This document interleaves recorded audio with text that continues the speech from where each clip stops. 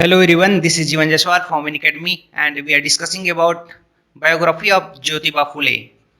हम एक ऐसे शख्सियत के बारे में चर्चा करेंगे जिनके बारे में जानेंगे और एक समाज सुधारक, एक व्यापारी, एक स्त्री शिक्षा के एक उद्धार करने वाला, एक जाति प्रथा को एक विरोध विरोध के रूप में देखने वाले एक समाज सुधारक के बारे में जानेंगे। यही है ज्योतिबा फूले। तो आइए समझते हैं। ये छोटे से गांव खानबाड़ी कहाँ है? ये पुणे में स्थित है। महाराष्ट्र के पुणे में खानबाड़ी एक छोटा सा गांव है। यहाँ पर इनका जन्म हुआ था 11 अप्रैल 1827 को। और इनकी माता का नाम चिमनाबाई और इनके पिताजी का नाम गोविंदराव फूले थे। ये मूल रूप से इनके फूले, ये कोई कास्ट नहीं है, कोई जाति नहीं है, लेकिन इन्होंने जब फूलों की व्यापार करना प्रारंभ किया तो इसलिए इनका नाम फूले पड़ गया। तो इनके पिताजी हैं फूलों का व्यापार करते थे और इन्हीं के नाम पर इनका नाम फूले पड़ा। इनका जो टाइटल नेम था इनका फूले पड़ गया, तो इसीलिए इन्होंने ज्योतिबा फूले ये लिखते हैं। ये इनका विवाह बहुत ही कम उम्र में 13 वर्ष की आयु में इनका विवाह कर दिया गया था सावित्रीबाई के साथ में 1840 में। तो इनका विवाह बहुत ही कम उम्र में शिक्षा प्रारंभ करने के पहले ही इनका विवाह कर लिया गया था। इस तरह से ये इनका जो पुराने जो देखें हम पुरानी जो स्थिति को देखें तो आर्थिक रूप से बहुत ही कम थी और यह पूर्ण रूप से सक्षम नहीं थे किसी भी प्रकार की शिक्षा प्राप्त करने में और न ही किसी भी कार्य करने में। तो इन्हें समाज में दोयम दर्जे के रूप में देखा गया था। इन्हें हम शिक्षा के क्षेत्र में देखें कि इनकी प्रारंभिक शिक्षा कैसे हुई, कैसे आगे इनको पढ़ाई किया, इन्होंने कैसे आगे शिक्षा के क्षेत्र में कार्य किया, इनको समझते हैं।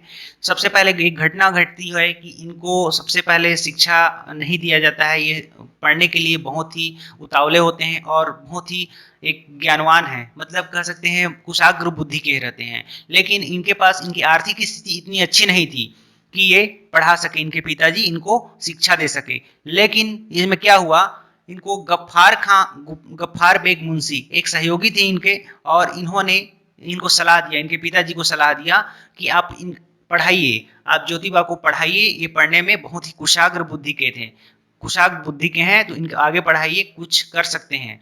तो इस तरह से उन्होंने सलाह दिया और उनके सलाह के आधार पर उनके पिताजी ने स्कॉटिश मिशन हाई स्कूल में इनका दाखिला करा दिया। ये कहाँ है? पुणे में। Scottish mission high school Pune में इनका प्रारंभिक शिक्षा प्रारंभ हो गया।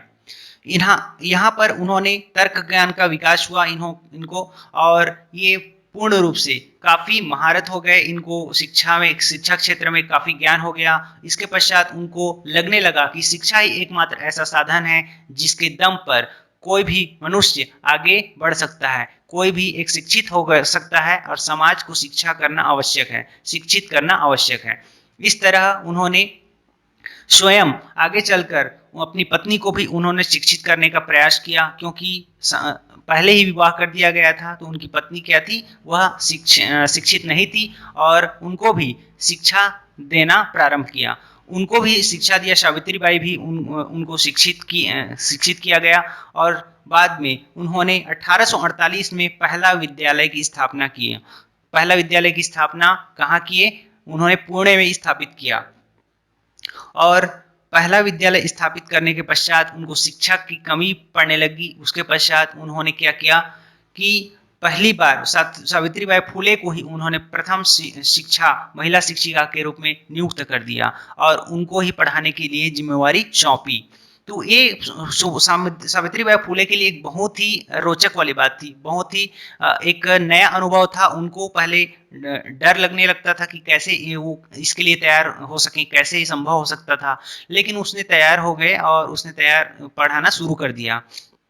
तो इस तरह उन्होंने प्रारंभ में समाज में भी बहुत सारे विरोध हुए, लोगों ने उनका विरोध किया, और हालांकि पहली शिक्षिका के रूप में, भारत में पहली महिला शिक्षिका के रूप में उन्होंने प्रारंभ किया, पढ़ाने का पाठशाला में प्रारंभ किया था।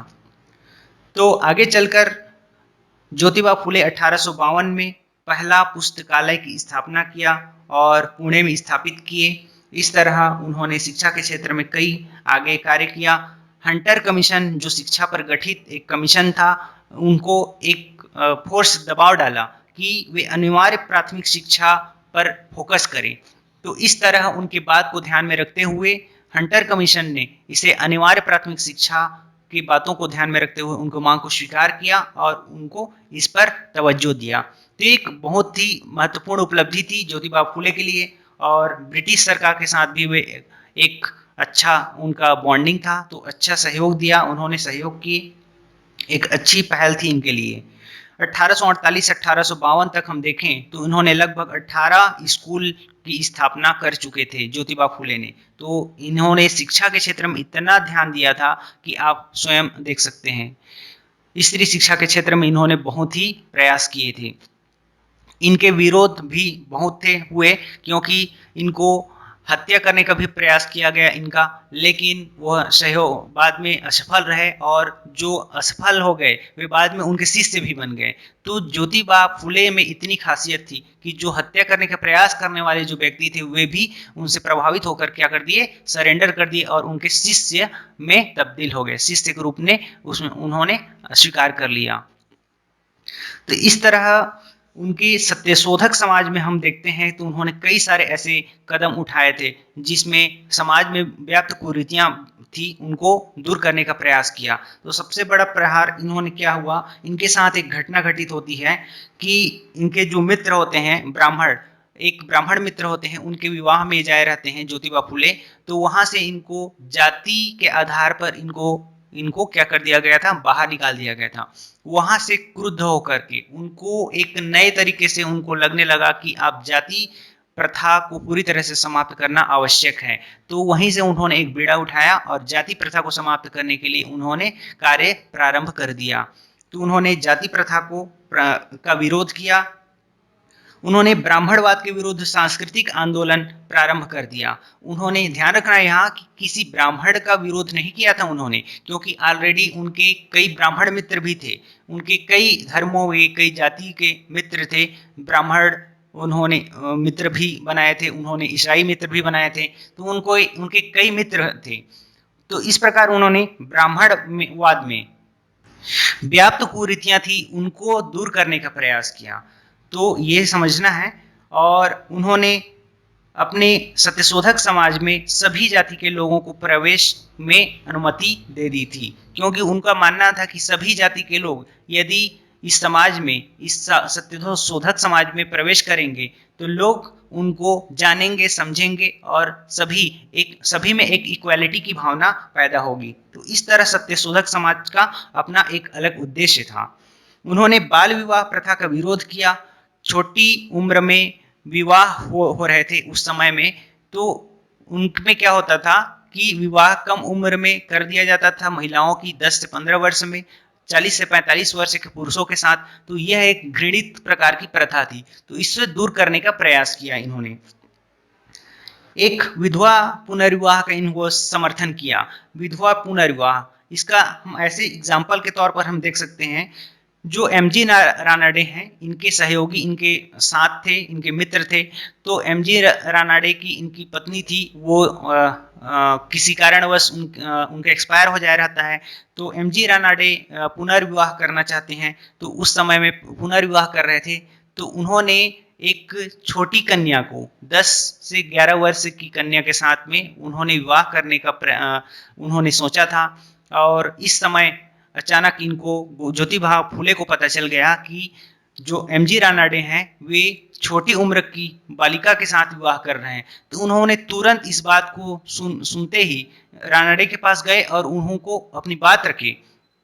उनको कहा कि आप स्वयं आप विधवा पुनर्विवाह का समर्थन करते हैं, तो आप एक छोटी कन्या के साथ विवाह क्यों कर रहे हैं। तो इस तरह से उनका विजन था। तो इसमें उनका विचार था, इनका कहना था रानाडे का कि पिताजी के रहते हुए संभव कैसे हो सकता है। तो इस पर क्रुद्ध हो गए ज्योतिबा फुले और उनको बताया कि आप स्वयं इनके इतने बड़े समर्थक हैं विधवा पुनर्विवाह के, तो आप स्वयं क्यों इसको अपनाते क्यों नहीं है। तो इस प्रकार वो क्रुद्ध हो गए और वे चले गए।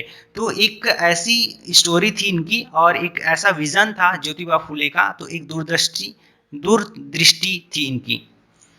तो इन्होंने इस प्रकार कई समाज सुधार के पहल में कार्य किया। इन्होंने संत एकनाथ, संत ज्ञानेश्वर, संत नामदेव और संत तुकाराम जैसे कई इनके साहित्यों का अध्ययन किया और इनसे प्रभावित हुए और उनसे प्रभावित होकर के उनसे प्रेरणा लेते थे।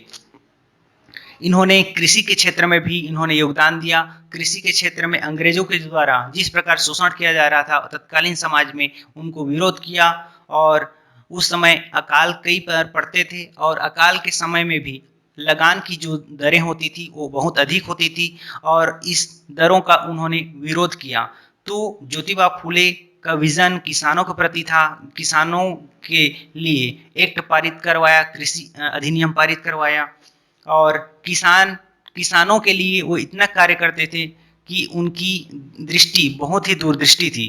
तो इसके लिए उन्होंने एक किताब की रचना भी कर डाली।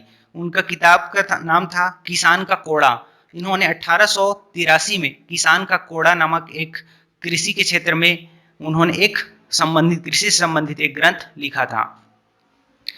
इसके अलावा उन्होंने पूना नगर पालिका के सदस्य के रूप में उन्होंने कार्य किया और इस समय में क्या हुआ था कि लिटन के समय में लिटन का दरबार होना था। पूना में एक लिटन का दरबार होना था और लोगों से पैसे इकट्ठे किए जा रहे थे और लगभग 1000 रुपये इकट्ठा करना था।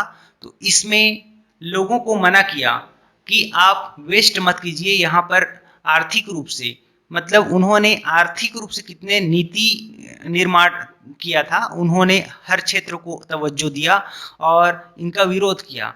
तो इस प्रकार उन्होंने आर्थिक पहलू पर भी उनका विचार बहुत ही अच्छा था और अंग्रेजों के विरुद्ध इन्होंने कई बार इन्होंने कदम उठाया था। तो यह एक उनकी एक दूरदृष्टि प्रवृत्ति का द्योतक है, हम ऐसा मान सकते हैं। इन्होंने कई बुक लिखे। गुलामगिरी इनकी प्रसिद्ध रचना है, 1873 में लिखा गया। इशारा 1885 में लिखा गया। तृतीय रत्न, ब्राह्मणों की चातुर्य, किसान का कोड़ा, अछूतों की कैफियत और छत्रपति शिवाजी जैसे अनेक किताब लिखे इन्होंने और इनके माध्यम से समाज में हर लोगों को हर मुद्दे को उठाया इन्होंने अपने पुस्तकों के माध्यम से। तो ये ज्योतिबा फूले एक बहुत ही बृहद एक तेजस्वी व्यक्ति थे जिनके बारे में सोच पाना भी संभव नहीं है। ये इनकी प्रसिद्धि को हम इस तरह भी हम देख सकते हैं कि डॉक्टर अंबेडकर इनको तीसरे गुरु के रूप में इन्होंने स्वीकार किया। गौतम बुद्ध और कबीर के बाद उन्होंने तीसरे गुरु के रूप में इनको स्वीकार किया। तो डॉक्टर भीमराव अंबेडकर स्वयं में एक शख्सियत थे। एक बहुत बड़े शख्सियत होने के बावजूद भी उन्होंने ज्योतिबा फूले को उन्होंने एक गुरु के रूप में स्वीकार किया। तो हम ज्योतिबा फूले की हैसियत, उनकी शख्सियत, उनकी जो कीर्ति है उनके बारे में हम जान सकते हैं। तो एक बहुत ही बड़ी उपलब्धि थी और इनकी अपने समाज में इतना रिस्पेक्ट था।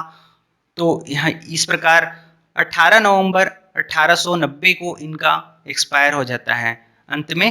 तो इस प्रकार ये हम पूरी उनकी जीवनचर्या को हम देख लिए हैं और तो इस प्रकार अन्य भी जो महत्वपूर्ण व्यक्तित्व होंगे उनके बारे में आगे की वीडियो में जानने का प्रयास करेंगे, आगे चर्चा करते रहेंगे।